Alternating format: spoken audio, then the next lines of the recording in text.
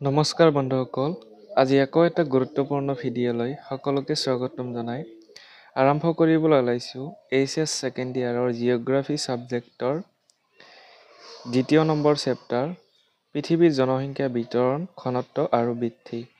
ইতিমধ্যে তোমালোকক জনাই দিওঁ যে ইয়াৰে প্ৰথম চেপ্টাৰটো ইতিমধ্যে আলোচনা কৰা হৈছে আৰু কুৱেশ্যন এনচাৰখিনিও দিয়া হৈছে, গতিকে সেইটো ভিডিঅ' আপোনালোকে চাই ল'ব।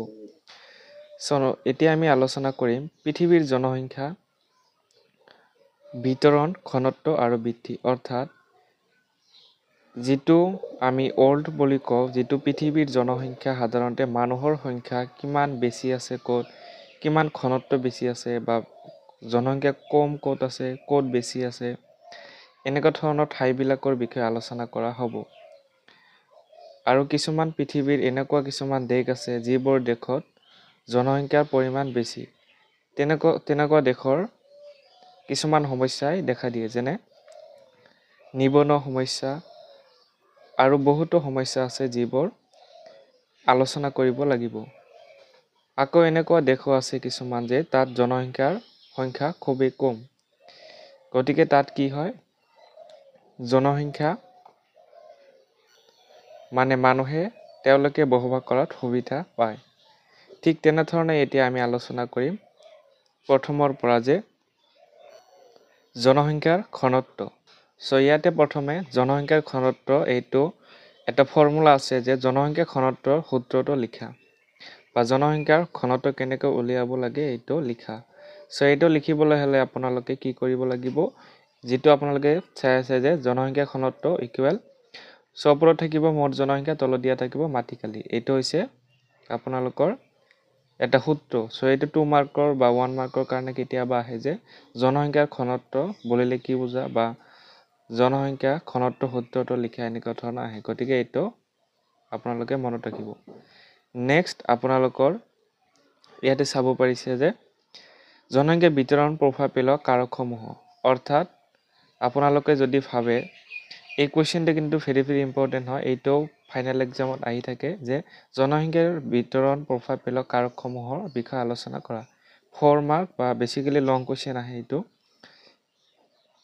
এইটো আপোনালোকে কুৱেশ্যনটো বুজি পাব লাগিব যে জনসংখ্যা বিতৰণ প্ৰভাৱ, অৰ্থাৎ মানুহে বেছিভাগ ঠাইত কিয় যাব খোজে, এই ঠাইতে আপোনালোকে চাব। আপোনালোকে যদি চাই, এইটো ধৰি লওক এইখিনি ঠাইত আপোনালোকে গুৱাহাটী বুলি ধৰি ল'ব পাৰে, ইয়াতে গোৱালপাৰা বুলি ধৰি ল'ব পাৰে, ঠিক আছে।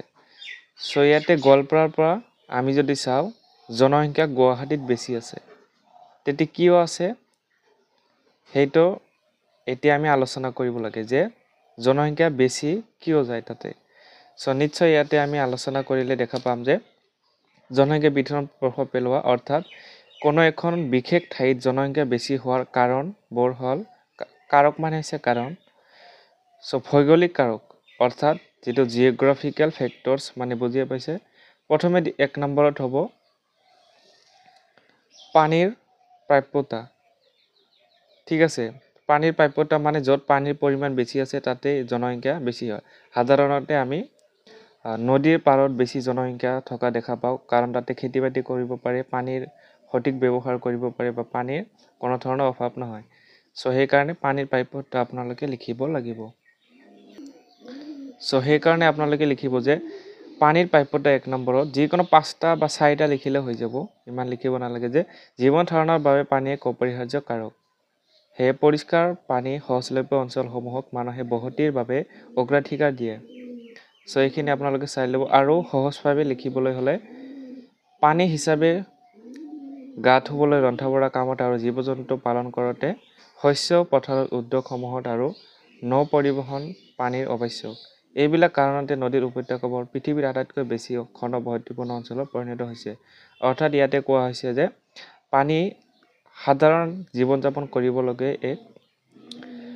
মানে পানী লাগিবই আমি জীৱন যাপন কৰিবলৈ হ'লে। লগতে কোৱা হৈছে যে নদীৰ পাৰত, ইয়াতে কোৱা হৈছে নদীৰ উপত্যকাবোৰৰ পৃথিৱীৰ আটাইতকৈ বেছি ঘনবসতি, মানে আটাইতকৈ বেছি বসতিপূৰ্ণ অঞ্চল নদীৰ পাৰত বা নদীৰ উপত্যকাবোৰ, ঠিক আছে।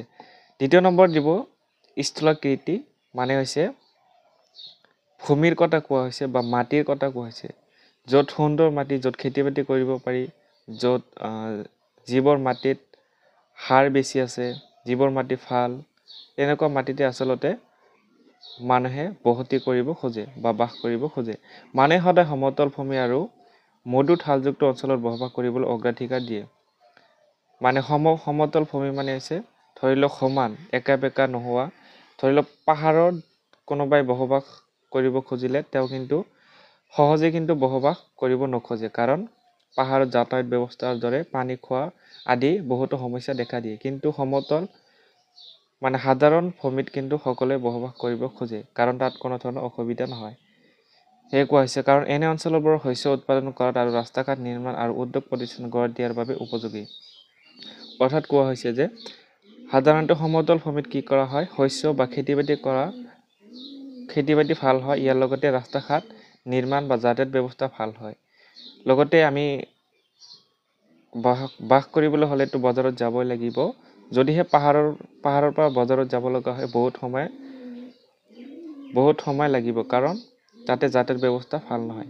কিন্তু যদি আমি সমতল ভূমিত বসবাস কৰোঁ আৰু তাতে যাতায়াত ব্যৱস্থা ভাল হয়, তেতিয়া কি হ'ব, কম সময়ৰ ভিতৰতে আমি বজাৰ গৈ পাম। সেইকাৰণে কোৱা হৈছে। তাৰপিছতে পাৰ্বত্য আৰু পাহাৰীয়া ভূ আকৃতিয়ে যাতায়াতৰ প্ৰভাৱত বাধাৰ সৃষ্টি কৰে।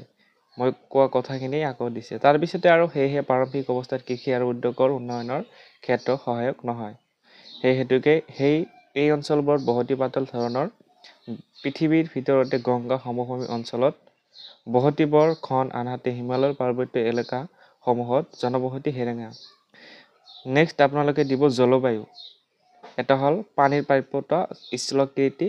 ইমানখিনি লিখিব নালাগে, 1 লাইন বা 2 লাইন কৰি অলপ বহলাই লিখি দিব যে পানীৰ প্ৰাপ্যতা মানে কি। ইয়াতে যি লিখা আছে নিলিখিলেও হ'ব, যিখিনি আপুনি বুজি পাইছে সেইখিনিও লিখিলেও হ'ব। 3 নম্বৰত আছে জলবায়ু। জলবায়ু মানে হৈছে কিছুমান অঞ্চলত জলবায়ু গৰম থাকে, ঠাণ্ডা থাকে, কিছুমান অঞ্চলত জলবায়ু ভাল হয়, খেতি বাতিৰ কাৰণে ভাল বা চাহ খেতিৰ কাৰণে ভাল। তেনেবোৰ অঞ্চলত আচলতে জনসংখ্যা বৃদ্ধি পায়। মানুহৰ বসতি বিস্তাৰৰ বাবে চৰম জলবায়ু যেনে অত্যাধিক গৰম অথবা শীতল মৰুভূমি মুঠেও আৰামদায়ক নহয়। আৰামদায়ক জলবায়ুযুক্ত অঞ্চলবোৰত য'ত ঋতুভেদে বতৰ বেছি প্ৰভেদ নাথাকে। মানুহক বেছি আকৰ্ষণ কৰে খুব বেছি বৃষ্টিপাতযুক্ত অঞ্চল অথবা চৰম ভাৱাপন্ন জলবায়ু। অৰ্থাৎ য'ত বেছি বৃষ্টি হয়, অলপ ঠাণ্ডা ধৰণৰ থাকে, তাত কিন্তু জনসংখ্যা বেছি হয়। ইয়াকে কোৱা হৈছে। তাৰপিছতে প্ৰাকৈতিক যুগৰে পৰা স্বাস্থ্যকৰ জলবায়ুৰ বাবে ভূমধ্যসাগৰীয় অঞ্চলসমূহত মানুহে বসতি কৰি আহিছে। অৰ্থাৎ সাগৰৰ পাৰত, ভূমধ্যসাগৰীয় অঞ্চলসমূহত সাগৰৰ পাৰত মানুহে বসবাস কৰে জলবায়ু বা স্বাস্থ্যৰ ভাল ৰখাৰ কাৰণে। নেক্সট 4 নম্বৰটো মাটি, চয়েলছ। এইটো দিব মাটি। কিছুমান মাটি ভাল আছে, বেয়া আছে, মই আগতে কৈছোঁ। কৃষি আৰু আন আনুষংগিক কামৰ বাবে সাৰুৱা মাটিৰ প্ৰয়োজন। সাৰুৱা বালিয়হীয়া মাটিয়ে যিহেতু বিস্তৃত কৃষিকাৰ্যত সহায় কৰিব পাৰে, সেয়েহে এনে মাটিযুক্ত অঞ্চলবোৰত বসতি ঘন হয়। ভাৰতবৰ্ষৰ এনে কিছুমান অঞ্চলৰ নাম তোমালোকে ক'ব পাৰিবানে য'ত অনবৰত মাটি থকা বাবে জনবসতি একেবাৰে পাতল। কিছুমান অঞ্চল মাটি থাকিলেও কিন্তু জনবসতি বা জনসংখ্যা বৃদ্ধি নহয়, কাৰণ তাতে যাতায়াত ব্যৱস্থা ভাল নহয়, হয়তো তাতে কি হ'ব, উৎপাদন নহ'ব সেইকাৰণে। নেক্সট এইটো আছিল আপোনালোকৰ ভৌগোলিক কাৰক। এতিয়া আমি আহিছোঁ অৰ্থনৈতিক কাৰক। অৰ্থনৈতিক কাৰকৰ ভিতৰত খনিজ পদাৰ্থ আছে। য'ত খনিজ পদাৰ্থ বেছি বা খনিজ সম্পদৰ বেছি থকা দেখা যায়, তেনেবোৰ অঞ্চলতো কিন্তু কি হয়, মানুহৰ সংখ্যা বা জনসংখ্যা বৃদ্ধি হয়, কাৰণ তাতে তেওঁলোকে কি কৰিব পাৰিব, বিজনেছ কৰিব পাৰিব। নেক্সট 2 নম্বৰটো নগৰীকৰণ। নগৰীকৰণ মানে হৈছে য'ত ৰাস্তা ঘাট ভাল। ধৰি লওক মই গুৱাহাটীৰ কথাই কৈছিলোঁ। গুৱাহাটীত কিন্তু সাধাৰণ মানুহেও কিন্তু যাব খোজে তাত, কাৰণ ধৰি লওক ইয়াতে লিখা আছে যে মহানগৰবোৰে উপযুক্ত নিযুক্তিৰ সুযোগ, শিক্ষা আৰু চিকিৎসা বিষয়ত সা-সুবিধা, যাতায়াত আৰু যোগাযোগৰ উৎকৃষ্ট উপায় আগবঢ়ায়। মানে বুজি পাইছা যে নিযুক্তি দিয়ে, তাৰপিছত শিক্ষা, চিকিৎসা, সা-সুবিধা, যাতায়াত ব্যৱস্থা আদি সকলো দিশতে উন্নত হয়। সেইকাৰণে নগৰীকৰণ তেনেকুৱা অঞ্চলবোৰত জনসংখ্যা বৃদ্ধি পায়। তাৰপিছতে নেক্সট একেবাৰে 3 নম্বৰ উদ্যোগীকৰণ য'ত ধৰি লোৱা বিজনেছ কৰিব পাৰি, ঔদ্যোগিক অঞ্চলবোৰে চাকৰিৰ সুযোগ যোগায়। ঔদ্যোগিকৰণ ধৰি লোৱা ইণ্ডাষ্ট্ৰি য'ত আছে বা কোনো ধৰণৰ কোম্পানী থাকিলে তাতে কিন্তু মানুহে বসবাস কৰিবলৈ আৰম্ভ কৰে, কাৰণ তেওঁলোকে তাতে কৰ্মচাৰী হিচাপে নিযুক্তি হ'ব পাৰিব। এতিয়া আছে কিন্তু যাতায়াত পৰিচালক, দোকানদাৰ, বিক্ৰয় প্ৰতিষ্ঠানৰ কৰ্মী, চিকিৎসক, শিক্ষক আৰু আন সেৱা কৰ্মীও অন্তৰ্ভুক্ত হৈ আছে। বৃহৎ সংখ্যক উদ্যোগ প্ৰতিষ্ঠান থকাৰ বাবে জাপানৰ কবে ওচাকা অঞ্চলটো ঘন জনবসতিপূৰ্ণ অঞ্চলত পৰিণত হৈছে। আৰু এটা ইম্পৰ্টেণ্ট কুৱেশ্যন আপোনালোকৰ কাৰণে যে প্ৰব্ৰজন কি হয়, ইয়াতে লিখা আছে প্ৰব্ৰজন। সহজ ভাষাত মই কৈ দি আছোঁ, প্ৰব্ৰজন কি হয়। ধৰি লওক আপুনি নদীৰ পাৰত বসবাস কৰি আছে, এইটো ধৰি লওক নদী, আৰু এইখিনিতে আপোনালোকৰ ৰাস্তা, গাঁৱলীয়া ৰাস্তা, ইয়াতে আপুনি বসবাস কৰে, ঠিক আছে। আৰু এটা ঠাই আছে য'ত ধৰি লওক অলপ টাউন অঞ্চল, তাতে মানে নগৰীয়া অঞ্চল, ঠিক আছে। ইয়াৰ পৰা যেতিয়া নগৰত যাব কিছুমান মানুহে, তাক কোৱা হ'ব প্ৰব্ৰজন, অৰ্থাৎ এঠাইৰ পৰা আন ঠাইলৈ বিভিন্ন কাৰণত মানুহ যোৱাকে কি বুলি কোৱা হয়, প্ৰব্ৰজন বুলি কোৱা হয়। বিভিন্ন কাৰণত যাব পাৰে, কাৰণ ইয়াতে যাতায়াতৰ অভাৱ হ'ব পাৰে, কাৰণ চৰৰ অঞ্চল বা নদী কাষৰীয়া অঞ্চলত শিক্ষাৰ অভাৱ থকা দেখা পাওঁ, আমি সকলোৱে জানো। তাৰপিছত যাতায়াত ব্যৱস্থা উন্নত নহয়, সেইকাৰণে তেওঁলোকে কি কৰিব পাৰে, চহৰীয়া অঞ্চলত যাব পাৰে। গতিকে কোৱা হৈছে যে বিভিন্ন কাৰণত যায়। কি কাৰণত যায়? স্থূলকৃতিৰ ভিতৰত ধৰি লোৱা যাতায়াত ব্যৱস্থা, তাৰপিছতে শিক্ষাৰ অভাৱ, এনেকুৱা ধৰণৰ কিছুমান কাৰণত চহৰলৈ প্ৰব্ৰজন হয় কিছুমান মানুহে, সেইকাৰণে ইয়াকে আমি প্ৰব্ৰজন বুলি কোৱা হয়, আমি ক'ব পাৰোঁ, ঠিক আছে। নেক্সট আৰু এটা ইম্পৰ্টেণ্ট যে জনসংখ্যা নিয়ন্ত্ৰণৰ উপায়।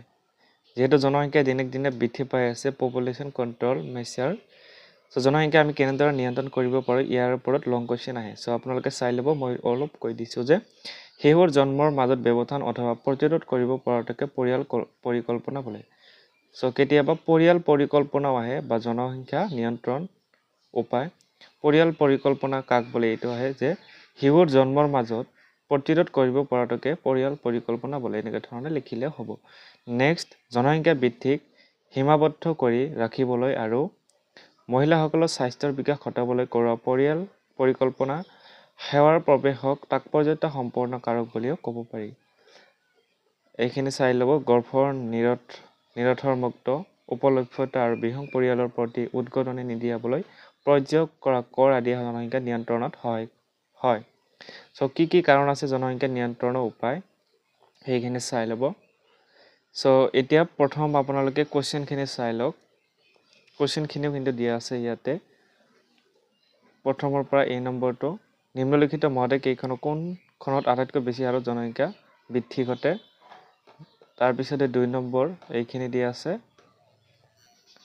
নেক্সট 3 নম্বৰ দিয়া আছে যে 4 নম্বৰ, ইয়াতে 2টা কুৱেশ্যন দিয়া আছে, বাকীবোৰ এনে প্ৰেক্টিছ কৰিবৰ কাৰণে দিয়া হৈছে। এই 2টা মেইন কুৱেশ্যন। আমি এতিয়া কুৱেশ্যন নম্বৰ 1ৰ পৰা আমি এনচাৰসমূহ আপোনালোকক দি যাম, চাই ল'ব। 1ৰ পৰা গোটেইখিনি দি আছোঁ। যিটো প্ৰথম কুৱেশ্যন 1 নম্বৰটো দিয়া আছিলে যে নিম্নলিখিত মহাদেশ কেইখনৰ কোনখনত আটাইতকৈ বেছি হাৰত জনসংখ্যা বৃদ্ধি ঘটে? এইটো এনচাৰটো হ'ব আফ্ৰিকাত। 2 নম্বৰটো তলত উল্লেখ কৰা কোনটো অঞ্চল বিৰল জনসংখ্যা যুক্ত অঞ্চল, অৰ্থাৎ খুব জনসংখ্যা কম, বিৰল মানে কম। এইটো দক্ষিণ পূব এছিয়া, ঠিক আছে, এনচাৰটো হ'ব। 3 নম্বৰ, নিম্নলিখিত কোনটো বিকৰ্ষক কাৰক নহয়? প্ৰথমে বিকৰ্ষক আৰু আকৰ্ষণ কাৰকৰ বিষয়ে জানিব লাগিব। তাৰে এটা উদাহৰণ দিছোঁ, ধৰি লোৱা মই আগৰ উদাহৰণটোৱে দিছোঁ। ইয়াতে ধৰি লোৱা নদীৰ পাৰ, ইয়াতে বিভিন্ন কাৰণত চহৰত মানুহ গৈ আছে, মানে প্ৰব্ৰজন কৰি আছে। নদীৰ পাৰত কি কাৰণত গৈ আছে? কিছুমান কাৰণ আছে, যেনে সমস্যা। যিবিলাক কাৰণত প্ৰব্ৰজন কৰা হয়, যিবিলাক বেয়া কাৰণত প্ৰব্ৰজন কৰা হয়, তাক প্ৰব্ৰজনৰ বিকৰ্ষণ কাৰক, আৰু যিবিলাক ভাল কাৰণত প্ৰব্ৰজন কৰা হয় তাকে কি বুলি কোৱা হয়?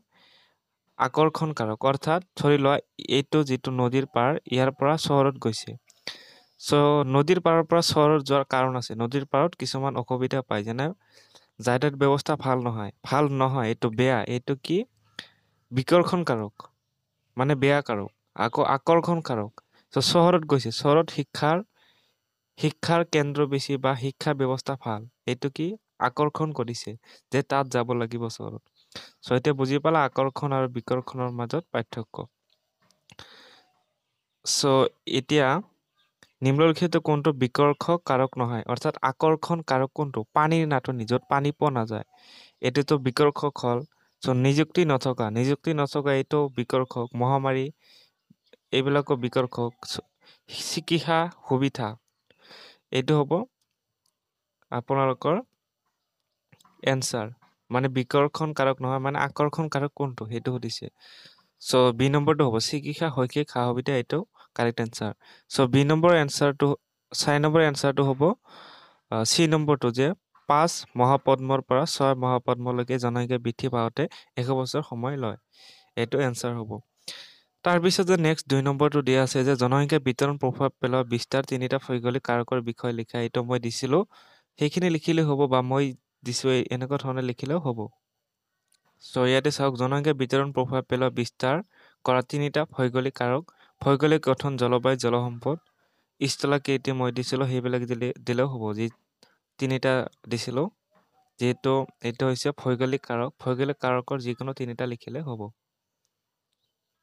চ' নেক্সট কুৱেশ্যন দিয়া আছে, পৃথিৱীত অধিকতম ঘন বসতিপূৰ্ণ অঞ্চল কেইটামান আছে? কিয় এনে হোৱা দেখা যায়? চ' কিছুমান অঞ্চলত জনসংখ্যা বেছি হোৱা দেখা যায়, কাৰণটো মই ইয়াৰ আগতে আলোচনা কৰিছোঁ। তাৰ পৰাও লিখিব পৰা, বা উপযুক্ত কৃষিভূমি আৰু উৰ্বৰ মাটি বা ভাল মাটি, সাৰ থকা মাটি, বহু পুৰণি সভ্যতা আৰু নগৰীকৰণ, বহু পুৰণি মাটি থকা বা তাতে পুৰণি সভ্যতা, তাৰপিছত নগৰায়ন, আধুনিক পৰিবহণ আৰু যোগাযোগ, য'ত আধুনিক যিটো পৰিৱেশ আমি দেখা পাওঁ, বা তাৰপিছতে যোগাযোগ পদ্ধতি দেখা পাওঁ, শিল্প আৰু অৰ্থনৈতিক উন্নয়ন ইত্যাদি যিবিলাক ঠাইত এনেবোৰ বস্তুবিলাক থাকে, তাতে আমি কি জনবসতি বেছি হোৱা দেখা পাওঁ। চ' নেক্সট কুৱেশ্যন দিয়া আছে যে জনসংখ্যা পৰিৱৰ্তনৰ 3টা উপাংশ। এইটো কুৱেশ্যন আহে, ইম্পৰ্টেণ্ট, গোটেইখিনি ইম্পৰ্টেণ্ট কুৱেশ্যন, যিহেতু বেছি কুৱেশ্যন নাই ইয়াতে। চ' ইয়াৰে জন্ম হাৰ, মৃত্যু হাৰ আৰু স্থানান্তৰ বা প্ৰব্ৰজন। চ' প্ৰব্ৰজন মানেতো বুজাই দিছোঁ, যে এঠাইৰ পৰা আন ঠাইলৈ বিভিন্ন কাৰণত যোৱাকে প্ৰব্ৰজন বুলি কোৱা হয়। চ' এই 3টা লিখিলে হৈ যাব, জন্ম হাৰ, মৃত্যু হাৰ আৰু প্ৰব্ৰজন বা স্থানান্তৰ। চ' নেক্সট কুৱেশ্যনটো দিয়া আছে যে পাৰ্থক্য দেখুওৱা জন্মৰ হাৰ আৰু মৃত্যুৰ হাৰ, প্ৰব্ৰজন, বিকৰ্ষণ কাৰক আৰু আকৰ্ষণ কাৰক। চ' এই দুটা মই কৈ দিছোঁ, আপোনালোকে লিখি ল'ব তথাপিও। চ' যিটো আছিলে যে জন্ম হাৰ আৰু মৃত্যুৰ হাৰৰ পাৰ্থক্য, এইটো লিখিব। ইয়াতে বিষয় জন্ম হাৰ, মৃত্যু হাৰ, এটা বছৰত প্ৰতি 1000 জনত জন্ম, এটা বছৰত প্ৰতি 1000 জনত মৃত্যু। ঠিক আছে। তাৰপিছত প্ৰভাৱ, জনসংখ্যা বৃদ্ধি কৰে, জনসংখ্যা হ্ৰাস কৰে। এইবিলাক আৰু অলপ আপোনালোকে বহলাই লিখাৰ চেষ্টা কৰিব।